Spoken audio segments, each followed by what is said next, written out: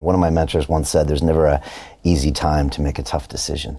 And yet most of us prolong it way too long until sometimes that decision is just made for us. But we all know, like you said, the things that don't belong in our lives if we want to get to the next level. But we're not brave enough or bold enough to rip the damn Band-Aid off. You amputating your arm, that's a savage move, man. That's a savage move. Yeah. And like you said with decisions, life changes in a moment of decision. And so I want everybody to really think about this. It's like, wow, my life, over 5 years, my life changed. It's like, no, maybe it took you 5 years to make one decision.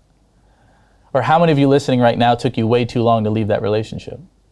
It took you way too long to put down the drugs and become sober. It took you way too long to get into the gym, but it changed in a moment of decision. And I think that's so important for people to realize is, especially as men and high value men, is you need to exercise the muscle of being decisive and understanding that every single decision you're gonna make, you're gonna gain something or you're gonna lose something. The only bad decision is not making a decision. And so keeping in that decisiveness mentality, you're gonna gain something, you're gonna lose something. But like right now, what is a decision that you need to make that you've been putting off too long?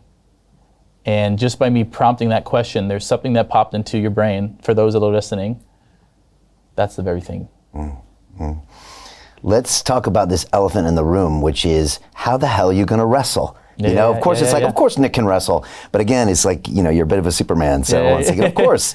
And of course he tours with Tony Robbins, and we'll get to that too. But I mean, in Jersey, they don't play games in wrestling, and in wrestling mats in general, they don't play games. And here you do showing up. Now, it's one thing to come to a practice, haha, but like to get in there and mix it up, like that's pretty crazy. Yeah. So, great question. The first thing that I did was I asked my whole entire team to not take it easy on me. Like, please don't take it easy on me. Like, I want to be treated normal. So beat me up. And I also told them, if you play 50%, I'm going to get destroyed in a live match. So like, you're actually doing me a disservice if you hold back on me. And asking you shall receive. Those boys gave it to me. And that is an analogy for itself for those that are listening, is if you're surrounded by yes men and yes women who never disagree with you, never call you out on your stuff, that isn't love. Love is not lies. Love is truth. Love is direct. And you really know who your tribe is when you can be direct and they'll still love you anyway.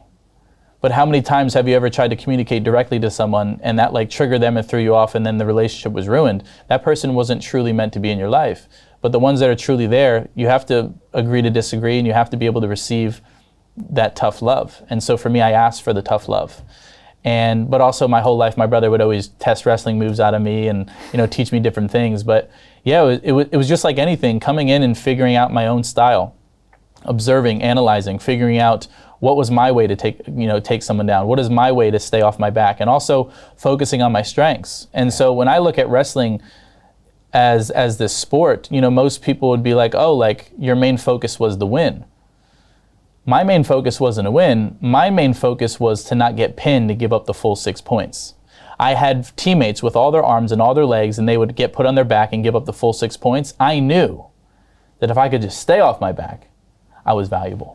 Peter Thiel took $500,000 and turned it into $1 billion using the exact same techniques we're using inside the investment club. He met a CEO, his name was Zuckerberg. He pitched him the deal and he said, okay, I'll give you $500,000. Mark went public and sold the shares to people like you. Well, what happened to Peter? Well, he exited and got a 2,300x return. The wealthy invest in early stage companies, folks. The public markets are for suckers. It's a rigged game. By the way, this happens in crypto as well. It's called pre-sale tokens. This is Solana. Does anybody know this chain? They sold pre-sale tokens for 4 cents. And you can see the date on there, April 5th, 2018. Look at Solana today, folks.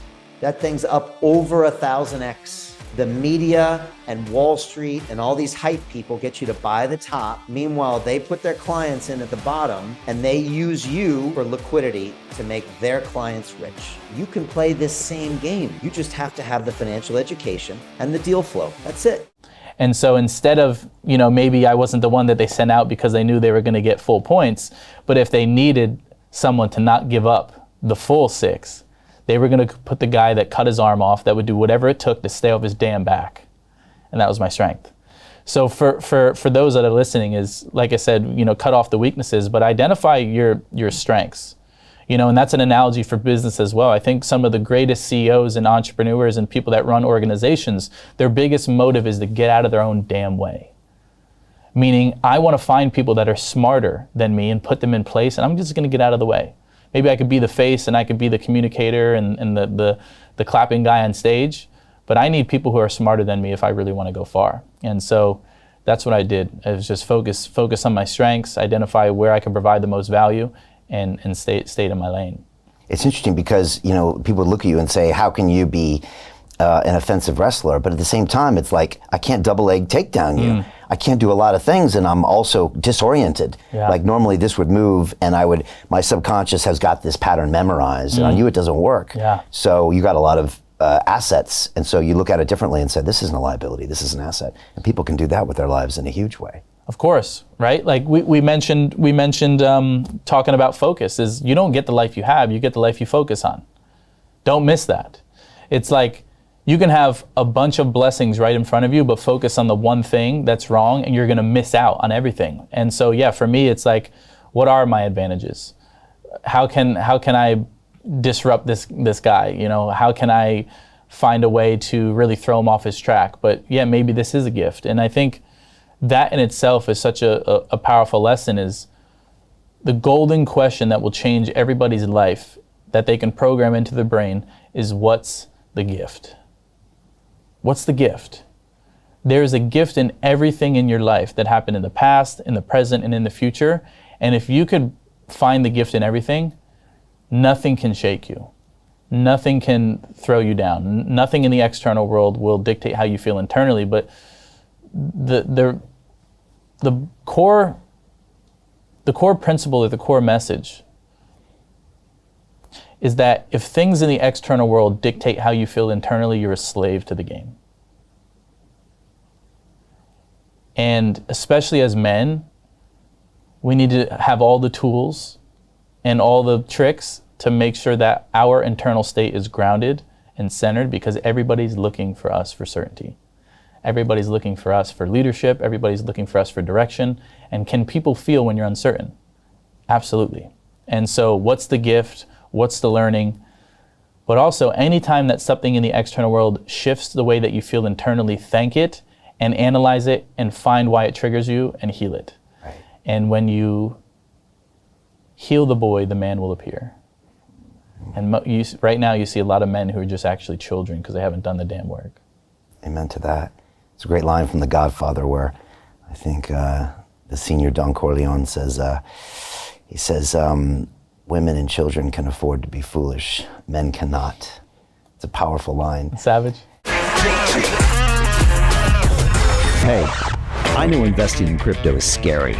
It takes a real leap of faith because there are so many scams, rug pulls, and bad actors out there. It's a dangerous business, which is why 95% of people lose all their money. Well, that's why I created the London Real Investment Club, so you can access the hottest deals on the planet and use the crypto bull market to create the generational wealth that you deserve. Join my team of over 100 people from around the world that are making millions of dollars behind the scenes investing in blockchain, AI, Web3 games, DeFi, Bitcoin, and more. Don't miss out. Click the link below to book a call with one of my team now. But hurry, this bull market will end soon. I know investing in crypto can be scary. That's why you gotta join the investment club. Pull the trigger. Let's do this.